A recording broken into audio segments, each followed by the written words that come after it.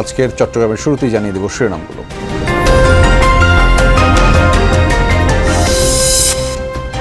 চট্টগ্রামে যথাযোগ্য ধর্মীয় ভাবগাম্ভীর্য ও ত্যাগের মহিমায় উদযাপিত হচ্ছে ঈদুল আজহা। জেলার অন্তত ৩০০ জামাতে অংশ নেন মুসল্লিরা। আল্লাহর সন্তুষ্টি লাভের আশায় দেন পশু কোরবানি। বন্দরনগরীতে এবারও কাঁচা চামড়ার দর পতন, নামমাত্র মূল্যে বিক্রি হওয়ায় ক্ষতির মুখে মৌসুমি ব্যবসায়ীরা। আড়তদারদের বিরুদ্ধে সিন্ডিকেটের অভিযোগ। এদের ব্যাপারীটা গ্রামর্তন আসছে, এটা সবগুলো চামড়া মিলাইতেছে 150 টাকা 100 টাকা। আমি 60 পিস চামড়া আনছিলাম, আমার থেকে মূলাইতেছে 120 টাকা। ঈদের ছুটিতে বিনোদন প্রেমীদের উপস্থিতিতে মুখর কক্সবাজার ও 3 পার্বত্য জেলা। পরিবার পরিজন নিয়ে উপভোগ করছেন দর্শনীয় স্থান।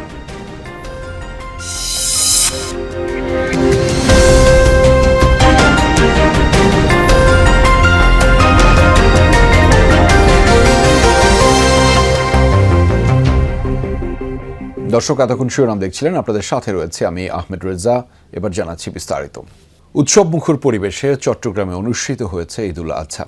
সকালে চট্টগ্রাম জেলায় অন্তত 350 ঈদ জামাতে অংশ নেন ধর্মপ্রাণ মুসল্লিরা। জমিয়তুল ফালাহ মসজিদ মাঠে প্রধান জামাত পরিণত হয় সব শ্রেণী পেশার মানুষের মিলন মেলায়। নেওয়া হয় কঠোর নিরাপত্তা ব্যবস্থা। 3 পার্বত্য জেলা ও কক্সবাজারেও যথাযোগ্য ধর্মীয় ভাবগাম্ভীর্যের মধ্য দিয়ে পালিত হয়েছে ঈদুল আজহা। কয়েক স্তরের নিরাপত্তা ডিঙিয়ে চট্টগ্রামের প্রধান ঈদ জামাতে অংশ নিতে সকালে জমিয়তুল ফালাহ মসজিদ মাঠে আসতে থাকেন সব বয়সী মানুষ। সিটি কর্পোরেশনের ব্যবস্থাপনায় সকাল 7টায় প্রধান ঈদ জামাত এবং 8টায় দ্বিতীয় জামাত অনুষ্ঠিত হয়। এতে অংশ নেন বিভিন্ন স্থান থেকে আসা অসংখ্য মুসল্লি। নামাজ শেষে চলে শুভেচ্ছা বিনিময় পর্ব। ঈদ আনন্দে মেতে ওঠেন সবাই। শিশু নির্যাতন থেকে শুরু করে সমস্ত অপরাধগুলো দূর হয়ে একটি শান্তির বাংলাদেশ প্রতিষ্ঠিত হোক। ঈদের নামাজ এবং কোরবানি আল্লাহ কবুল করুক, এটা আমাদের প্রত্যাশা, এটা আমাদের আশা। আমরা সবাই একত্র হয়ে একত্রতা ঘোষণা করি, তাদের জন্য দোয়া করি। মন্ত্রী, সংসদ সদস্য ছাড়াও মেয়র এবং বিভিন্ন রাজনৈতিক দলের শীর্ষ নেতারাও চট্টগ্রামের প্রধান এই ঈদ জামাতে অংশ নেন। নিজেকে আরো উন্নত মানুষ করা, উন্নত সমাজ গঠন করা, ত্যাগের মহিমাটা এটা যেন আমরা ভবিষ্যতে ধরে রাখতে পারি এবং সেই ত্যাগের মহিমাতে আমরা দেশের জন্য, সমাজের জন্য এবং রাষ্ট্রের জন্য যেন কাজ করে যেতে পারি। অমানবিকতা, পাশবিকতা, আমাদের হিংসা বিদ্বেষ সব ভুলে গিয়ে আমরা সবাই মিলেমিশে একটি সাম্যের, ঐক্যের, ভ্রাতৃত্বের শহর, সমাজ, রাষ্ট্র আমরা প্রতিষ্ঠা করতে চাই। কাজের পেছনে থাকতে হবে মনের খুব গভীরে সেই আত্মত্যাগের চিন্তা এবং তাকওয়া, অর্থাৎ সেই ভয়। চট্টগ্রাম কেন্দ্রীয় ঈদ জামাত কমিটির আয়োজনে সকাল 8টায় স্টেডিয়ামের জিমনেশিয়াম মাঠে প্রধান ঈদ জামাত এবং 40টি ওয়ার্ডে ও 15 উপজেলায় আরও প্রায় 150 ঈদ জামাত অনুষ্ঠিত হয়। রাঙ্গামাটিতে যথাযোগ্য মর্যাদা ও উৎসাহ উদ্দীপনায় পালিত হয়েছে ঈদুল আজহা। কেন্দ্রীয় ঈদগাহ মাঠে প্রধান ঈদ জামাতে অংশ নেন শত শত মুসল্লি।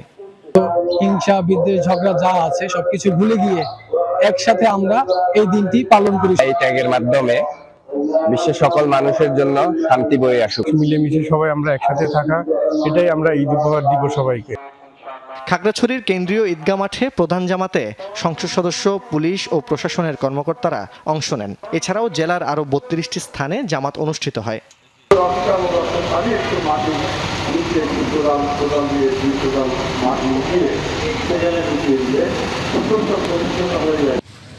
বান্দরবানের কেন্দ্রীয় ঈদগাহ ময়দানে প্রধান জামাতে অংশ নেন জেলা প্রশাসক, পুলিশ, রাজনৈতিক দলের নেতাসহ ধর্মপ্রাণ মুসল্লিরা। কক্সবাজার কেন্দ্রীয় ঈদগাহ ময়দানে অনুষ্ঠিত হয় 2টি জামাত, যেখানে অংশ নেন সংসদ সদস্য, জেলা প্রশাসক সহ সর্বস্তরের মানুষ। পশু কোরবানির মধ্য দিয়ে মহান রব্বুল আলামিন আমাদেরকে শিক্ষা দেয় যে এই সমস্ত হিংসা বিদ্বেষগুলো যাতে আমরা অন্তর থেকে কোরবানি দিয়ে দিই। সব ক্ষেত্রেই আমাদের এই কোরবানির যে শিক্ষা, যে ত্যাগ এবং সকলের মাঝে যে আনন্দ ভাগাভাগি করে নেওয়ার শিক্ষা। জোবায়েদ ইবনে শাহাদাত, যমুনা নিউজ। চট্টগ্রামে বেঁধে দেওয়ার সময় অর্থাৎ রাত ৮টার মধ্যে কোরবানির বর্জ্য অপসারণ করা হবে বলে জানিয়েছেন city mayor doctor Shahadat Hossain. এজন্য পুরো শহরকে কয়েকটি জোনে ভাগ করা হয়েছে। দুপুরে বর্জ্য ব্যবস্থাপনা কার্যক্রম পরিদর্শন করে তিনি জানিয়েছেন, প্রধান সড়ক ও অলিগলি থেকে পশুর বর্জ্য অপসারণে সিটি কর্পোরেশন ৪,০০০-এর বেশি পরিচ্ছন্নতা কর্মী নিয়োজিত রয়েছে। ছোট বড় প্রায় ১.৫ শতাধিক গাড়ি ব্যবহার করা হচ্ছে। বর্জ্য অপসারণের পাশাপাশি কোরবানির স্থানগুলো জীবাণুমুক্ত করতে ব্লিচিং পাউডারও ছেটানো হচ্ছে। আগামীকালও ঈদের দ্বিতীয় দিন এ কার্যক্রম চলবে বলে জানিয়েছেন মেয়র। রাত ৮টার মধ্যেই যাতে করে সমস্ত গার্বেজেস আমরা প্রতিটা ওয়ার্ড থেকে ক্লিন করতে পারি। এর মধ্যে আমরা দেখতে পাচ্ছি যে আবারও কিছু গরু জবাই করা হয়েছে দুপুরের দিকে। তো তারপরেও আমরা আশাবাদী যে আমরা আমাদের যে ঘোষণা আমরা দিয়েছি যে ৬ ঘন্টার মধ্যে বর্জ্য অপসারণ করব পুরা সিটিতে, সেটা ইনশাল্লাহ আমরা করব। চট্টগ্রামে গত বছরের মতো এবারও কাঁচা চামড়ার দরপতন অব্যাহত আছে। সংগৃহীত চামড়া নামমাত্র মূল্যে বিক্রিতে বাধ্য হয়ে হতাশ মৌসুমি ব্যবসায়ীরা। তাদের দাবি, আড়তদাররা সিন্ডিকেট করে দাম কমিয়ে দিয়েছে। ৩০০ থেকে ৪০০ টাকায় কেনা চামড়া ৫০ থেকে ২৫০ টাকায় বিক্রি করতে বাধ্য করেছেন বলে অভিযোগ মৌসুমি ব্যবসায়ীদের। তবে আড়তদাররা বলছেন, লবণজাতকৃত চামড়ায় সিন্ডিকেট করা অসম্ভব। সরকার লবণযুক্ত চামড়ার দাম নির্ধারণ করে দাবি করে জানিয়েছেন, মৌসুমি ব্যবসায়ীরা সেটি না বুঝে বেশি দামে চামড়া কিনে নিজেরাই লোকসানে পড়েছে। প্রতি পিস চামড়া কেনা থেকে শুরু করে ঢাকায় নিয়ে বিক্রি পর্যন্ত ৮০০ থেকে ৮৫০ টাকা পর্যন্ত খরচ হয় বলেও জানিয়েছে আড়তদাররা। লবণ ও পারিশ্রমিক বেশি বলে তারাও লোকসানের শঙ্কায়। এবছর চট্টগ্রাম মহানগরে ২ লাখ পিস কাঁচা চামড়া সংগ্রহের লক্ষ্যমাত্রা নির্ধারণ করা হয়েছে। সরকার তো লেট দিছে, কিন্তু এরা তো কিনতে আসে না। আমরা এখানে ৫০০ কিনছি, ৪০০ কিনছি, এরা বলতেছে ১৫০, ১৫০, ১০০, ১৫০, ২০০। এটা সবগুলো সামনে মিলাইতেছে ১৫০ টাকা, ১০০ টাকা। তাহলে ব্যাপারী হলো গরিব গুণের হক, এটা সরকার দেখে না। এখানে আসি দেখতেছি সিন্ডিকেটের কারণে আমাদের মালগুলো আর বিক্রি করতে পারতেছি না। দর্শক, কোরবানির পশুর চামড়া সংগ্রহের খবর জানাতে চট্টগ্রাম থেকে যুক্ত রয়েছেন সহকর্মী শহীদুল সুমন। তার মাধ্যমে জানাবো সেখানকার সবশেষ পরিস্থিতিগুলো। সুমন, কাঁচা চামড়া কেমন সংগ্রহ হচ্ছে এবং সংগ্রহের লক্ষ্যমাত্রা কেমন দেখছেন আপনি, সেই খবর জানতে চাই আপনার মাধ্যমে।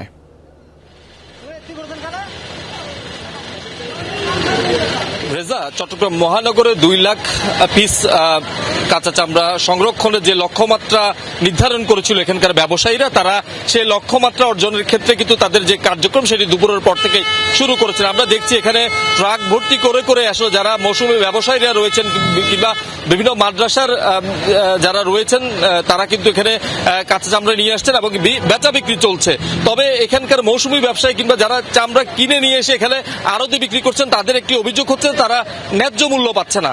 আমরা আড়তদারদের সাথে কথা বলেছিলাম, তারা আসলে বলছেন যে সরকার যে চামড়ার দাম নির্ধারণ করে দিয়েছিল সেটি হচ্ছে লবণজাত যুক্ত চামড়ার দাম, অর্থাৎ কাঁচা চামড়া কিভাবে কিনবেন সেটি আসলে ব্যবসায়ীরা ঠিক করবেন। অর্থাৎ চামড়ার যে আকার, সে আকার ভেদে কিন্তু এখানকার যারা ব্যবসায়ীরা রয়েছেন, আড়তদাররা রয়েছেন, তারা চামড়া সংরক্ষণ করছেন।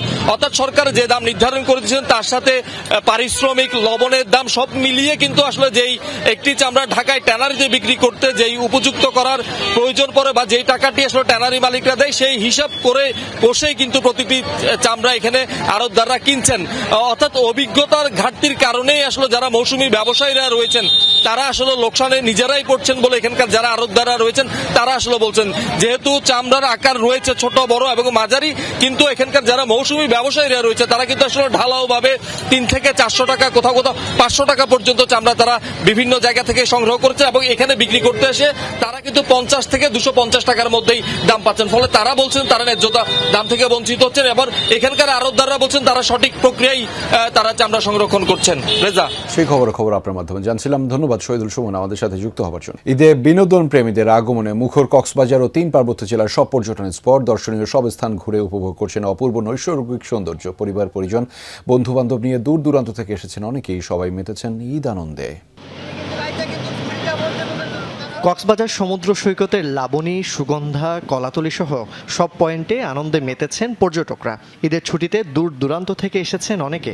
ঈদের দ্বিতীয় দিন থেকে ভিড় আরও বাড়বে বলছেন এই খাত সংশ্লিষ্টরা। ফ্যামিলির সাথে সময় কাটানো, সমুদ্রে স্নান করা, এনজয় করা, মজা করা, এগুলোই প্ল্যান ছিল।